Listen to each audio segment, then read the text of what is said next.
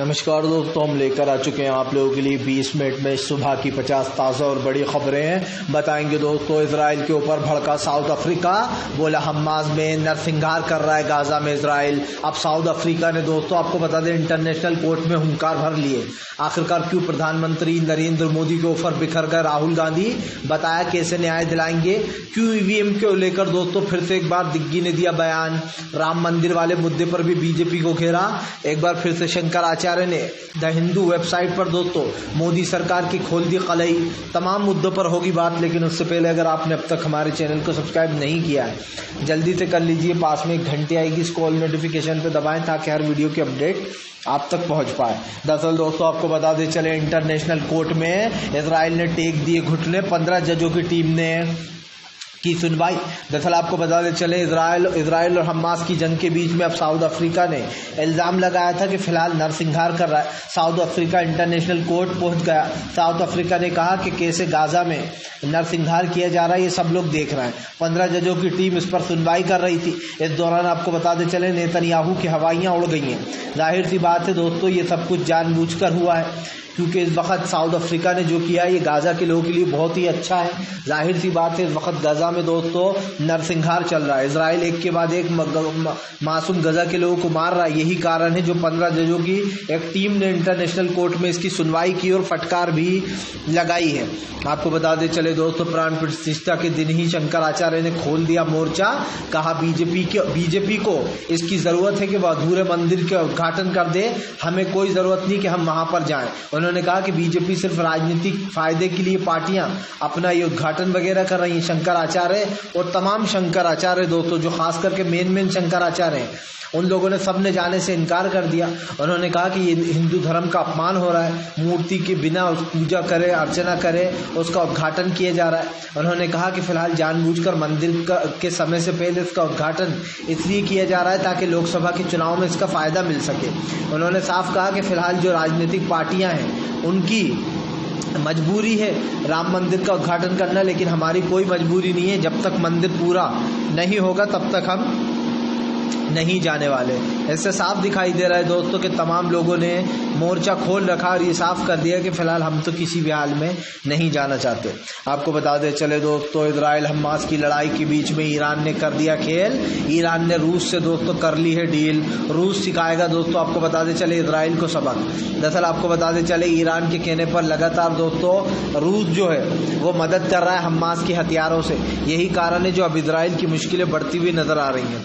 आपको बता दें चले, हमास की मदद करने में रूस सबसे आगे है, लेकिन इजराइल जो है वो नहीं चाहता कि रूस के हथियार हमास के पास आए। पर हम आपको बताते चले, हमास के पास इजराइल को जवाब देने के लिए रूस के कई हथियार हैं और ये सब कुछ वो ईरान के कहने पर कर रहा है। आपको बताते चले, यही नहीं, रूस ने दोस्तों वहाँ के कई लोगों को अपने यहाँ पर नौकरी दे दी है और अब तक रूस ने 1158 लोगों को अपने देश में पनाह दी। यानी कि रूस दोस्तों उनके लिए एक मसीहा बन गया है, खास करके गाजा के लोगों के लिए। गाजा के 1158 लोगों को अपने देश में पनाह दी है और उसमें से 30 लोगों को रोजगार भी दिया है। ये बड़ा आंकड़ा निकलकर सामने आया है।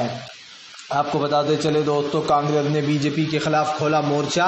बोले बीजेपी राम मंदिर पर सियासत कर रही है, हमें राम मंदिर पे जाने को न्योता नहीं चाहिए, जब हमारा मन करेगा हम तब जाएंगे। दरअसल दोस्तों पवन खेड़ा ने ईवीएम से लेकर तो राम मंदिर तक पर बीजेपी पर कई सवाल उठा दिए, जो सवाल सोशल मीडिया पर घूम रहे हैं।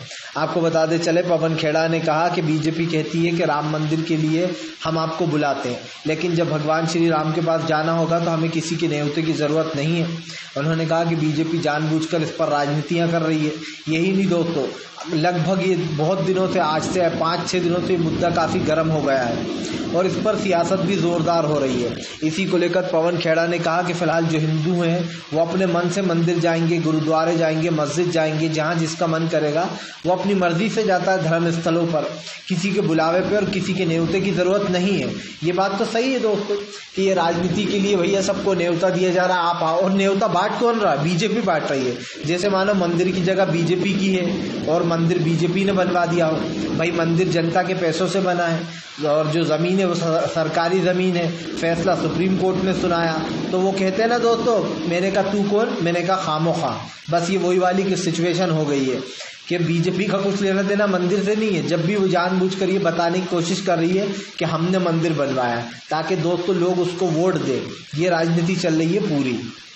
आपको बताते चले दोस्तों लाइव कॉन्फ्रेंस के दौरान अखिलेश यादव ने बीजेपी को जमकर लताड़ा। अखिलेश बोले उत्तर प्रदेश की जनता बीजेपी को भाप चुकी है, इस बार उत्तर प्रदेश में लोकसभा में बीजेपी को एक भी सीट नहीं मिलने वाली। दरअसल आपको बताते चले दोस्तों लोकसभा चुनाव को लेकर जमकर गरजते हुए नजर आ रहे हैं अखिलेश यादव। अखिलेश यादव ने बीजेपी के ऊपर हमला बोलते हुए कहा कि बीजेपी जानबूझकर धर्म के नाम पर राजनीति कर रही है। यही नहीं, अखिलेश यादव ने बीजेपी के ऊपर हमला बोलते हुए कहा कि बीजेपी की राजनीति से सब लोग वाकिफ हो चुके हैं। दरअसल दोस्तों साफ दिखाई दे रहा है कि बीजेपी राम मंदिर के नाम पर जो राजनीति कर रही है उसको लेकर कहीं ना कहीं देश में एक अलग तरीके का माहौल बन गया है। और इसी को लेकर अखिलेश यादव ने कहा कि फिलहाल मंदिर मस्जिद हिंदू मुसलमान बीजेपी का यही काम है। उन्होंने कहा बीजेपी की राजनीति यहीं से शुरू होती है और यहीं पर ख़त्म हो जाती है। अखिलेश यादव ने कहा इस बार लोकसभा में बीजेपी को एक भी सीट नहीं मिलने वाली। उन्होंने कहा बीजेपी ने जनता का विश्वास तोड़ा है। आपको बताते चले दोस्तों हमास इजराइल की जंग के बीच में इजराइल के दोस्तों फिर से एक बार उड़ा दिए परखच्चे। जी हाँ, हिजबुल्ला ने फिर से दागी मिसाइलें। दरअसल आपको बताते चले दोस्तों हिजबुल्ला ने एक बार फिर से इजराइल के परखच्चे उड़ा दिए। हमास और इजराइल ने दोस्तों मिलकर कई मिसाइलें छोड़ डाली हैं।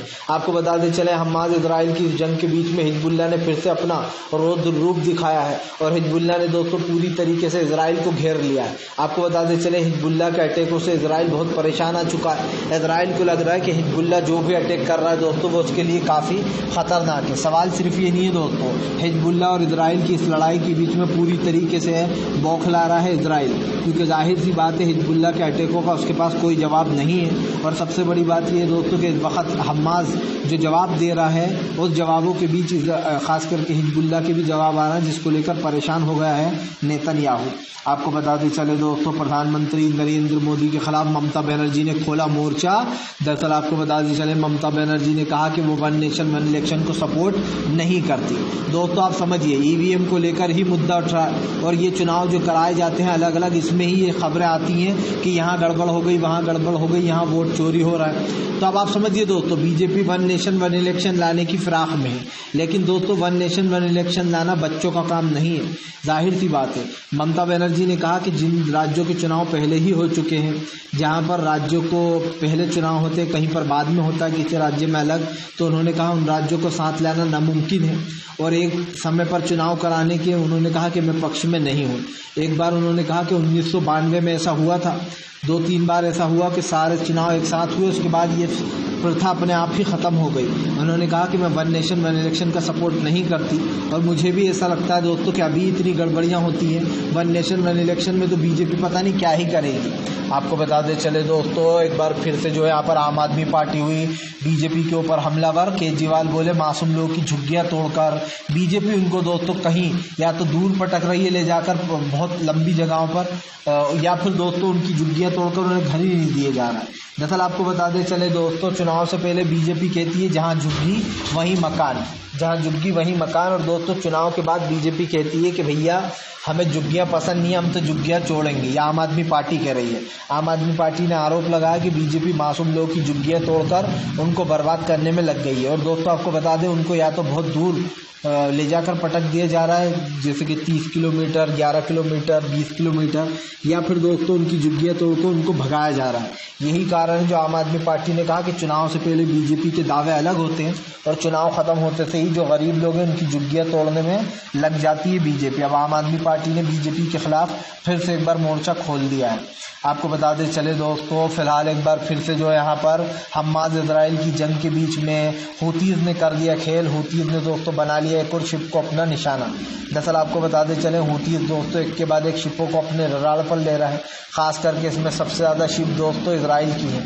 आपको बताते चले इजराइल की शिपों को हूतीज़ ने फिर से एक बार अपने कब्जे में ले लिया। साफ दिखाई दे रहा है कि हूती विद्रोहियों के आगे पूरी तरीके से दोस्तों विफल हो रही है ये सरकार। हूतीज़ ने फिर से एक बार बता दिया कि वो कीमत पर दोस्तों छोड़ने वाले नहीं है इजराइल को, क्योंकि इजराइल की कई जगहों को फिर से एक बार हूतीज़ ने अपने अंडर में ले लिया। जाहिर सी बात है दोस्तों, हूती विद्रोही साफ कह चुके हैं जब तक गजा में नरसिंहार नहीं रुकेगा तब तक वो भी अपना ये काम नहीं रोकने वाले।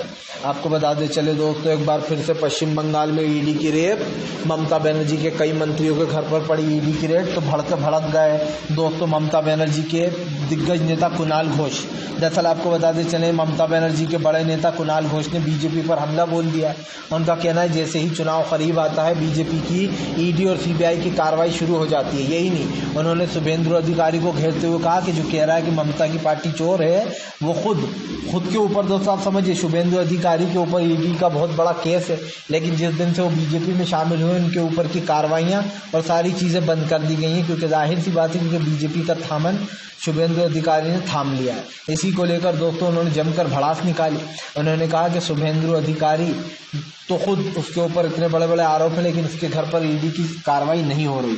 इसी को लेकर ममता बनर्जी ने जमकर भड़ास निकाली। ममता बनर्जी के बड़े दिग्गज नेता कुणाल घोष ने और साफ कह दिया कि फिलहाल उसको बचाया जा रहा है बीजेपी के कहने पर।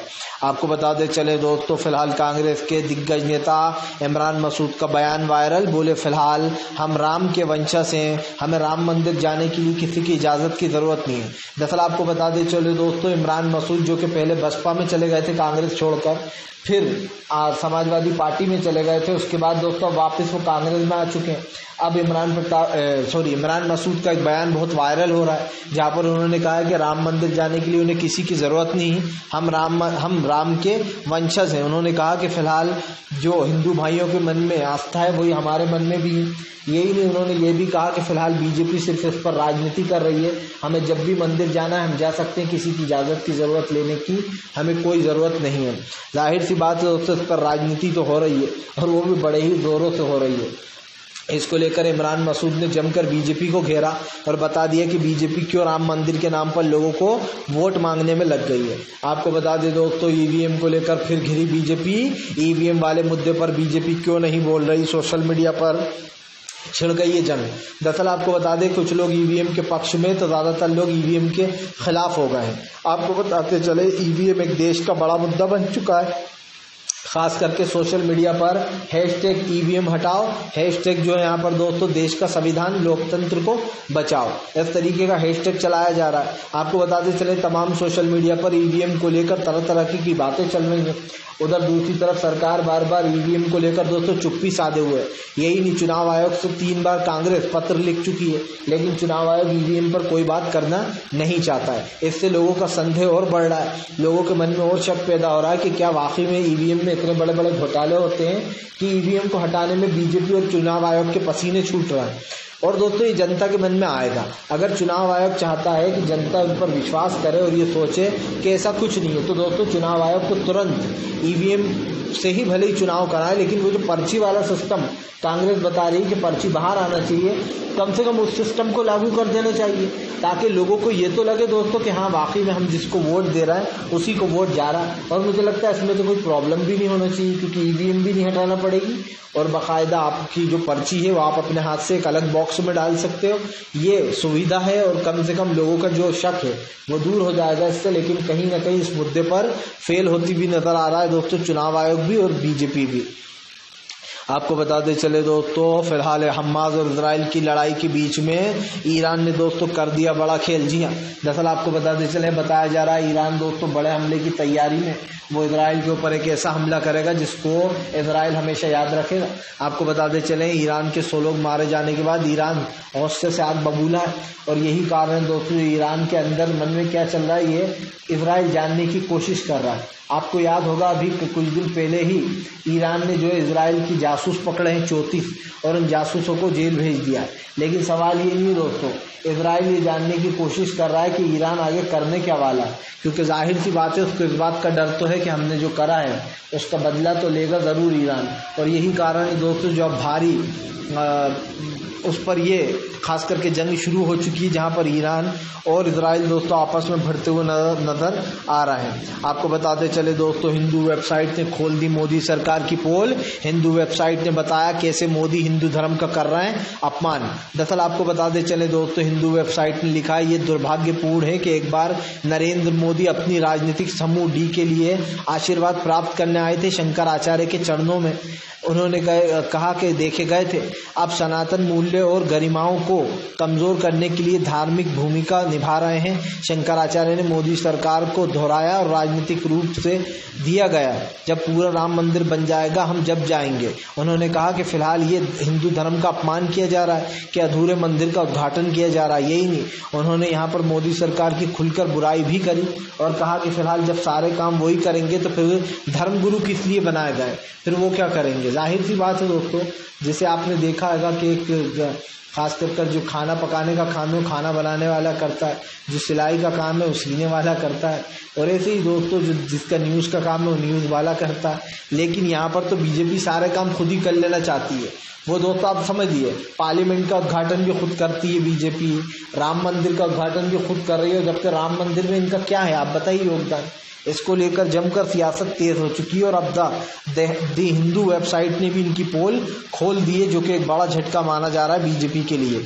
आपको बता दें चले दोस्तों, नीतीश कुमार ने हर ली तमाम इंडिया गठबंधन की टेंशन। नीतीश कुमार ने दोस्तों सीट बंटवारे को लेकर सबकी सुलह करा दी और सब में सीटें बंटवा दी हैं। दरअसल दोस्तों अब कुछ ही जगह है जहां पर सीट बंटवारे को लेकर पेच चढ़ा हुआ है, बाकी ज़्यादातर जगह पर तो सीट बंटवारे हो चुके हैं और मान ली भी गई है ये बात है।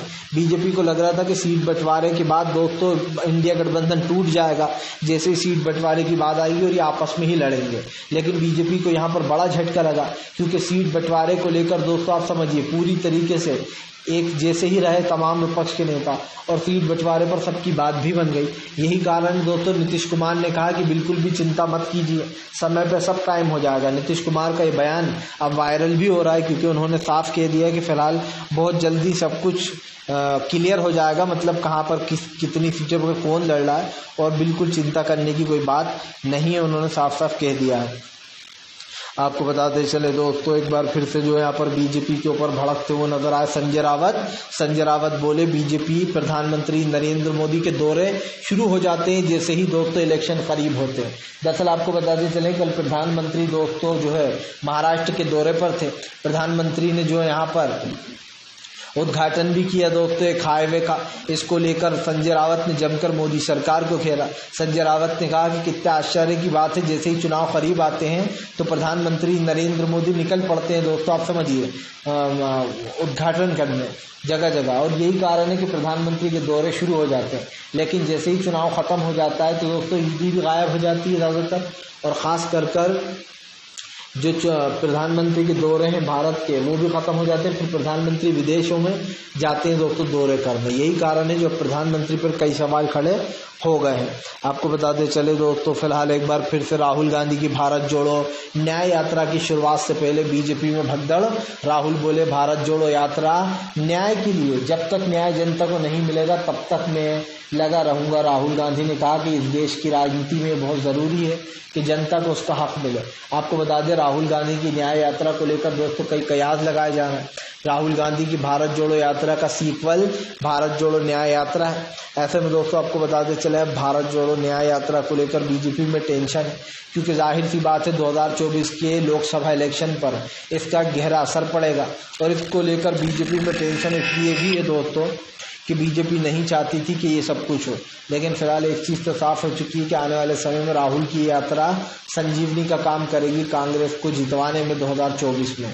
आपको बताते चले दोस्तों, फिलहाल हमास और इजराइल की जंग के बीच में दोस्तों इजराइल को पछाड़ दिया हमास ने अब तक दोस्तों इजराइल के करोड़ों रुपये करवा दिए बर्बाद। उसके बाद भी गाजा पट्टे में नहीं आ पाया इजराइल के। दरअसल आपको बताते चले दोस्तों, गाजा को कब्जाने के चक्कर में इजराइल अपनी करोड़ों का या यूँ कहते अरब डॉलरों का नुकसान कर चुका है। अब तक दोस्तों इजराइल कर्जे में डूबता चला जा रहा है और इजराइल के पास कर्जा चुकाने का कोई रास्ता नज़र नहीं आ रहा है। यही कारण दोस्तों जो कर्जे में डूबे हुए इजराइल को पूरी तरीके से हार माननी पड़ रही है। अब ये देखना होगा कि फिलहाल आगे क्या होगा, लेकिन एक चीज़ तो साफ है के कर्ज़े में डूब चुका इजराइल और वो हमास के सामने इसलिए भी लड़ नहीं पा रहा दोस्तों क्योंकि हमास सच के साथ है और इजराइल झूठ के साथ है। तो अब कम से कम देखते रहेंगे कि आगे क्या होता है, लेकिन जो भी चीज़ें दोस्तों सामने आ ही जाएगी। फिलहाल दोस्तों अगर आपको हमारा